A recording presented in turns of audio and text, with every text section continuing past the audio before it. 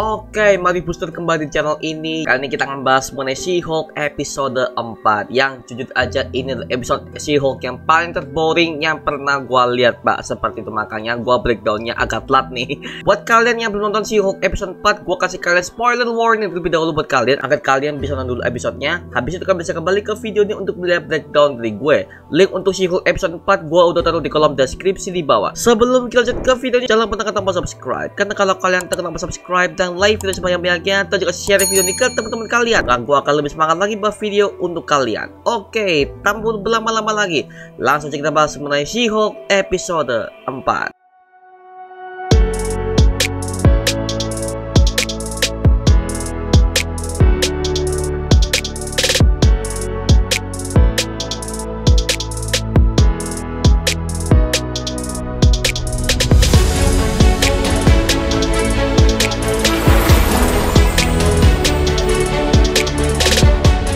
Oke, She-Hulk episode 4 adegan dimulai ketika di malam hari, yaitu ada seorang penyihir yang bernama Donny Blaze yang merupakan nama plesetan sebenarnya dari Johnny Blaze, dan karakter ini originalnya diciptakan dari MCU. Jadi literally Donny Blaze itu tidak ada di komik sama sekali. Dia itu adalah karakter yang dibuat sengaja oleh MCU di episode 4 She-Hulk kali ini.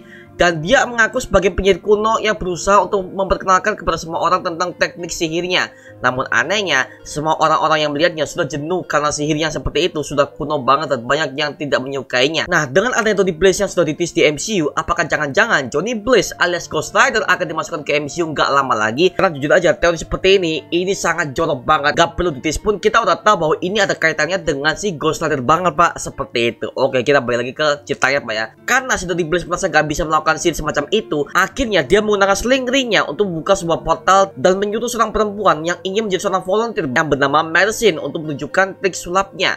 Nah, kemudian semua orang pun tepuk tangan di sana ketika melihat portal dari sling ring itu terbuka oleh si Donny Blaze ini. Nah, setelah itu muncullah Wong yang sedang ada di kamar Touch. Kayaknya dia itu sedang menonton sebuah serial televisi, Pak ya. Dan tiba-tiba Madison pun muncul dari atas dan Wong pun terkejut melihat ada orang asing yang bisa masuk ke kamar Touch. Nah, Madison mengatakan bahwa dia telah melakukan sebuah perjanjian dengan iblis yang bernama Jake, yaitu iblis berbentuk kambing yang ternyata ini di-reveal saat ending She-Hulk episode 4. Memang ini akan merefer ke Mephisto. Nah, kenapa? Kalau sudah ada nama Blaze dan Mephisto, dan memang mereka berdua sangat terkait karena di komiknya aja Mephisto adalah iblis yang memberikan perjanjian kepada si Johnny Blaze untuk bisa menyembuhkan ayahnya yang menderita kanker. Dan sebagai gantinya, Johnny Blaze akan menjadi pasukannya untuk menghabisi semua iblis yang menghalanginya dan menciptakan neraka di dunia sebagai Ghost Rider. Dan sejauh ini Ghost Rider sudah diadaptasi di film live action versi Nicolas Cage dari tahun 2008 hingga ke tahun 2012 sebagai sequel kedua Spirit of Vengeance judulnya, Pak ya. Kan buat yang belum tahu ya. Oke, lanjut ke kisahnya. Nah, setelah Jennifer Walters telah diincar oleh Wrecking Crew di episode ketiga yang berhasil kabur, akhirnya Jennifer merasa dia tuh udah OP karena dengan wujud She-Hulk-nya dia dapat menjaga dirinya sebagai She-Hulk. Dan selanjutnya memperlihatkan She-Hulk yang baru bertemu dengan Wong yang ternyata melaporkan kejadian yang dia alami kepada She-Hulk untuk meminta bantuannya sebagai pengacaranya atas perkaranya karena Donny Blaze telah melanggar hukum adat kamar Touch yang telah menunjukkan sihir tersebut kepada orang-orang. Dan baru diketahui bahwa Donny Blaze adalah mantan murid Wong dan baru seminggu dia belajar menjadi sorcerer. Lalu dia keluar tanpa alasan dan masih membawa sling ring-nya untuk membuat pertunjukan sulapnya sendiri. Intinya adalah Wong ingin menggugat Donny Blaze karena sudah menunjukkan sihir palsu, bahkan telah menyebarkan ajaran kamar Touch selain murid-murid kamar Touch itu sendiri. Dan akhirnya She-Hulk harus memproses itu semua dan setuju untuk menjadi pengacara Wong. Setelah itu Jennifer Walters dan Nikki ketika mereka berdua nongkrong di bar, Jen pun disuruh oleh Nikki untuk melakukan kencan buta karena Nikki pun kasihan melihat Jen yang sudah berumur 30 tahun tapi dia masih belum punya kekasih. Maka dari itu Nikki pun menyarankan agar Jen memakai aplikasi dating online untuk bisa mencari pasangan yang sesuai dengan klasifikasinya. Nah, akhirnya Jen bersetuju dan mengikuti saran dari Nikki temannya, dan dia mendaftarkan dirinya di aplikasi tersebut sebagai Jennifer Walters, bukan sebagai She-Hulk, karena dia ingin meningkatkan dirinya sendiri sebagai Jen Walters. Seperti itu, karena dia pikir She-Hulk kan udah mulai terkenal di kalangan para publik. Ya, gua cari pasangan ya dengan diri gua sendiri aja sebagai Jennifer Walters, seperti itu. Nah, tak lama setelah itu She-Hulk dan Wong akhirnya mendatangi ruangan Donny Blaze dan manajernya untuk mengundang mereka ke dalam sebuah ruangan sidang karena telah membuat kliennya yaitu Wong merasa resah. dan mereka setuju untuk menyelesaikan permasalahan tersebut di pengadilan. Pengadilan pun dimulai dan Wong serta She-Hulk akhirnya menjelaskan kepada hakim apa permasalahannya. Namun, dari sisi Donny Blaze telah menjelaskan bahwa sihir tidak dapat digugat karena itu merupakan sebuah seni hiburan. Nah, kesaksian itu ditujukan kepada Madison yang sudah mengatakan kepada Donny Blaze hanya melakukannya demi hiburan dan tidak ada pihak yang dirugikan menurut dia. Dan dia sempat menceritakan bahwa dia mengatakan perjanjian dengan iblis yang bernama Jake. Lagi-lagi Mephisto ditis banget di sini, Pak. Kasihan banget, Pak ya. Dia itu dari semenjak episode fase 4 itu Mephisto disebut-sebut era yang WandaVision, Pak. Sampai sekarang gak berhenti-berhenti. Anjir lah, kayaknya episode sengaja nih mau ngetis nih. Nah, akhirnya sidang pun berjalan dengan ricuh dengan Donny Blaze yang selalu menunjukkan gelagatnya bahwa ini hanyalah hiburan. Dan pengadilan memutuskan untuk membebaskan Donny Blaze dari semua tuntutan, dan She-Hulk pun resah akan hal itu dan merasa alibi Wong kurang kuat untuk menggugat Donny Blaze dalam kasus tersebut.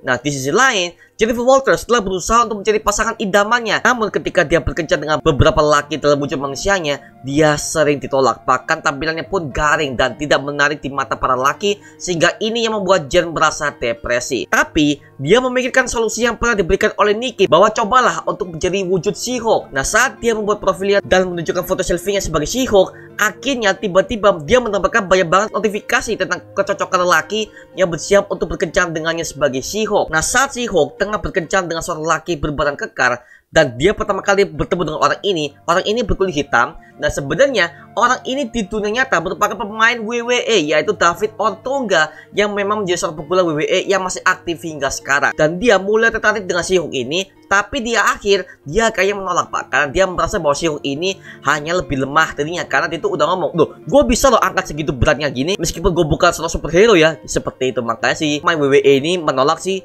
She-Hulk ini. Setelah itu, She-Hulk bertemu dengan sang sutradara dan juga nerd superhero yang tertarik dengannya. Nah, orang ini seperti kita, Pak, para fans yang selalu berteori segala macam tentang Avengers dan hal berbau superhero yang lainnya. Ya, contoh kayak gua inilah yang ngobrol sama kalian lah. Jadi She-Hulk ini merasa awkward ketika berhadapan dengan fans superhero seperti dia. Nah, gitu. Tapi di akhirnya, She-Hulk bertemu dengan lelaki kekar yang lainnya yang merupakan seorang yang bekerja di bidang pengobatan. Dan She-Hulk merasa cocok dengannya. Dan akhirnya dia membawa lelaki itu ke kediamannya untuk melakukan kencan yang lebih serius dan juga lebih romantis. Nah, sementara itu, Donny Blaze tengah melakukan pertunjukan sekali lagi dengan sling ringnya.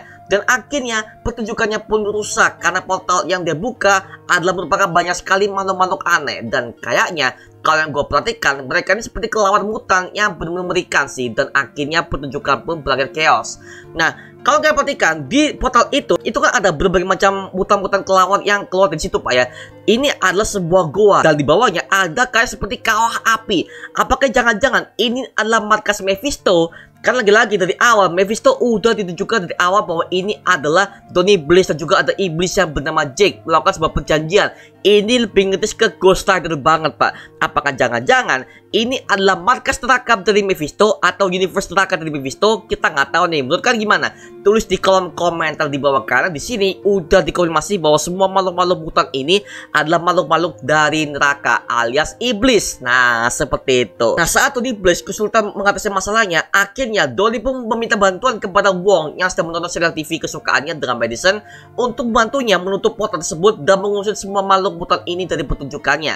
Akhirnya, dengan terpaksa, Wong akan mengatasinya demi nama baiknya sebagai Sorcerer Supreme. Di tengah kencannya, akhirnya si Hulk juga dimintai tolong oleh Wong untuk meminta bantuannya sebagai lawyer dan juga sebagai Hulk untuk menggiring semua makhluk tersebut ke tempat asal mereka. Dan akhirnya kasus pun selesai diatasi. Nah, setelah semua selesai, akhirnya Donny Blaze dan rekannya akhirnya dituntut oleh Wong dan She-Hulk kembali atas dasar chaos magicnya, dan juga bukti-bukti untuk mengurung Donny Blaze ke penjara sudah kuat yang akan dipakai di pengadilan nanti. Nah, di akhir cerita, akhirnya Jennifer Walters mendapatkan sebuah kiriman dan tuntutan dari Titania yang mengatakan bahwa nama She-Hulk sudah di-trademark atau sudah dimiliki hak ciptanya oleh Titania. Dan ini membuat Jen berpikir, apa-apa nih kok dia nuntut karena masalah copyright nama She-Hulk. Nah, ini pasti adalah dibalik ini semua. Kalau soal Titania, kita tunggu aja, Pak. Karena lagi-lagi soal Titania dia itu masih nongol di episode 1 doang. Episode 2, 3, 4 bahkan itu nggak ada Pak. Seperti itu kayak di episode kelima nanti Titania ini akan punya masalah dengan si Jennifer Walters terkait dengan nama She-Hulk yang kabarnya dia udah mendaftarkan nama itu ke perusahaan Pak. Hanya di sini Titania akan membalaskan dendamnya kepada si She-Hulk karena perkara nama ini Pak. Padahal kalau kita perhatikan teliti lebih lanjut Pak ya, nama She-Hulk itu dikatakan oleh seorang yang diselamatkan oleh She-Hulk pada saat di episode 1 Pak. Di episode kedua orang ini ngomong, oh orang ini adalah She-Hulk. Nah kok bisa Titania ini langsung mengklaim bahwa nama ini sudah dia patenkan Pak. Udah dipatenkan, jadi nama ini nggak bisa dipakai oleh si Jennifer Walters alias si She-Hulk ini sendiri. Lah kok bisa? Nah mungkin kita tunggu aja di episode kelima. Gua jangan-jangan nih, gue punya curiga dan jangan-jangan nih si Dr. Doom ini yang menugaskan si Titania untuk menyerang She-Hulk ini pasti ada tujuannya, dan gue yakin dia pasti ada hubungan dengan Titania dan juga Wrecking Crew yang sudah menyerang si Jennifer Walters di episode ketiga kemarin Pak. Seperti itu. Nah oke lah, ini masih banyak banget teori yang gue lontarkan di kepala gue, tapi kita akan lanjutkan di video ini Pak ya. Nah dalam post credit scene-nya She-Hulk di episode 4 kita bisa melihat bahwa Wong dan Madison tengah menonton serial televisi kesukaan mereka dan mereka berdua saling bercanda ria. By the way Pak ya, si Madison ini kayak Elizabeth Olsen banget Pak. Gue pikir ini adalah Elizabeth Olsen, ternyata tidak. Karena lagi-lagi gue kira ketika gue melihat Madison tampil pertama kali di She-Hulk episode 4 nih, gue kira ini adalah Elizabeth Olsen. Ternyata bukan Pak. Mukanya mirip banget anjir. Ini gue kayak ngelihat Scarlet Witch 2.0 Pak, sumpah. Tapi versi jokesnya. Karena kalau si Scarlet Witch kan versi seriusnya Pak ya. Tapi kalau di sini kan versi jokesnya nih. Mirip banget. Tapi lagi-lagi gue mendapatkan kabar dari kalian yang mengatakan bahwa Madison ini akan dibuat seri solonya oleh Disney. Bodoh lah. Sekarang gue tanya apa yang mau diceritain gitu loh. Gue ngeliat ceweknya aja tuh, aduh. Oke lah ya, Pak nge-review dulu mengenai She-Hulk episode 4 nih. Jujur aja, ini adalah episode She-Hulk yang paling boring menurut gue, karena ini bisa dibilang adalah episode fillernya Pak ya di MCU. Karena lagi-lagi ini nggak ada tema utama yang dilarikan ke plot utama She-Hulk lagi Pak. Seperti itu, makanya ini kayak semacam episode fillernya Pak ya, seperti itulah. Tapi lagi-lagi untuk episode 4 nih jujur aja gue ngantuk Pak. Sumpah gue ngantuk dari awal sampai akhir episode. Anjir lah, gak ada bagus-bagusnya di episode ini. Tapi lagi-lagi yang bisa gue bersemangat berteori adalah lagi-lagi ada teaser ke Ghost Rider. Karena ini udah jorok banget ke Ghost Rider Pak. Terutama dengan nama Donny Blaze dan juga Mephisto. Aduh.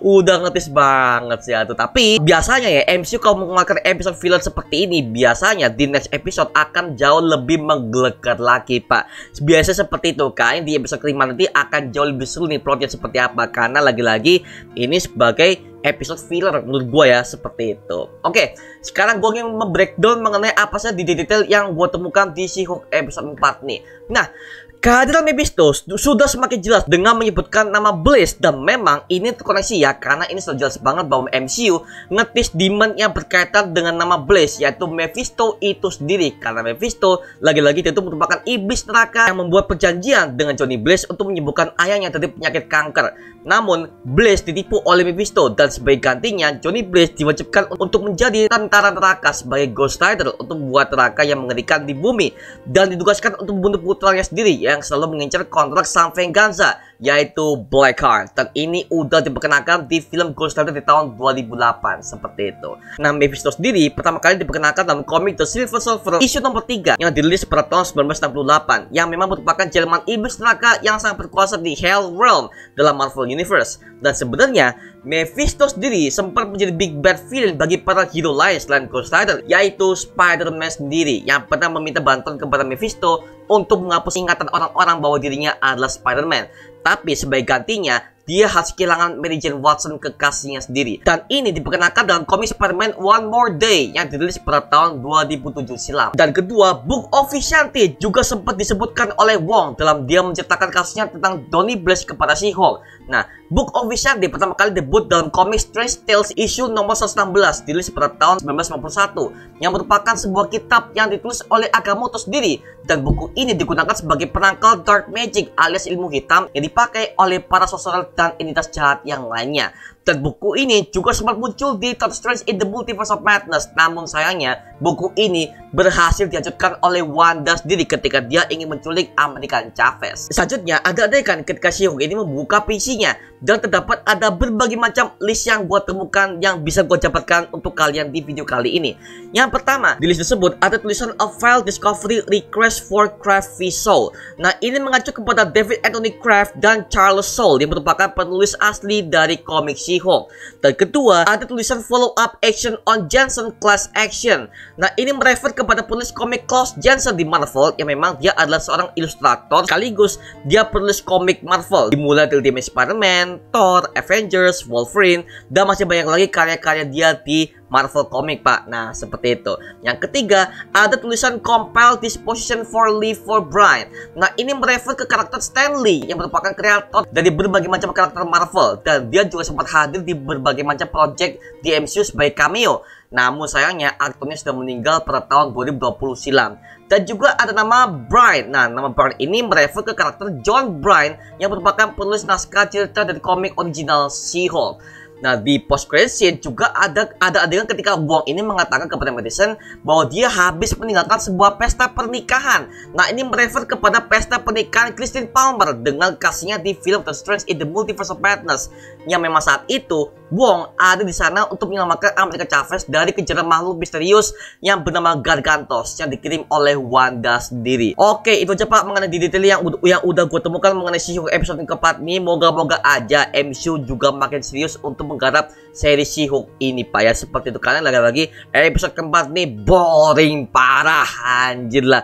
Tapi kita tunggu aja mengenai episode kelima, karena biasanya MCU ini ketika ada sebuah episode boring, biasanya next episode-nya akan jauh lebih epic lagi, Pak. Karena gue yakin patternnya akan seperti WandaVision, dimana kalau ada sebuah episode filler seperti episode 1-2 WandaVision, itu banyak banget orang menghujat. Tapi setelah itu 3, 4, sampai 9, oh my god, itu udah mulai meluncur, Pak, plot utamanya seperti itu. Makanya kita tunggu aja mengenai kejutan dari MCU selanjutnya. Oke, itu aja mengenai video kali mengenai She-Hulk episode 4. Kalau kalian punya pertanyaan lain atau kalian punya informasi lain mengenai She-Hulk episode 4 ini, tulis aja di kolom komentar di bawah dan kita bisa diskusi bareng seperti biasanya. Itu aja mengenai video kali ini. Jangan lupa like, comment, subscribe untuk mendukung gua buat video mendidik dan mengibarkan semua, karena gua janji sebisa mungkin gua akan buat video seperti ini lagi untuk kalian. Dan jangan lupa untuk follow TikTok kita di @marioangelos. Dan juga kalau kalian ingin gabung bersama kita di grup komunitas, langsung aja gabung di grup WA kita namanya Mario Booster Official. Linknya udah gue sediakan di kolom deskripsi di bawah. Oke, sampai jumpa di video berikutnya. Adios. Woohoo.